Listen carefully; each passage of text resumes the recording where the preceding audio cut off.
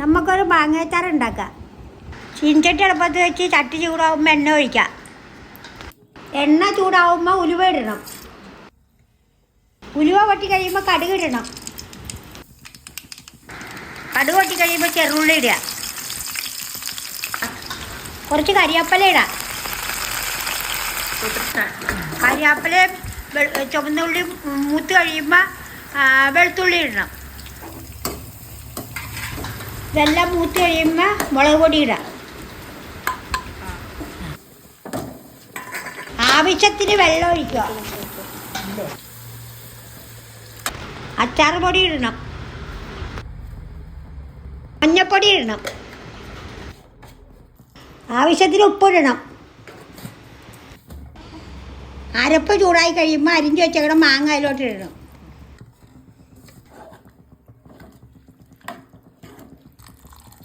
ആവശ്യത്തിന് വിനാഗിരി ഒഴിച്ച് അത് ചൂടാവുമ്പോൾ ഇറക്കി വെക്കണം.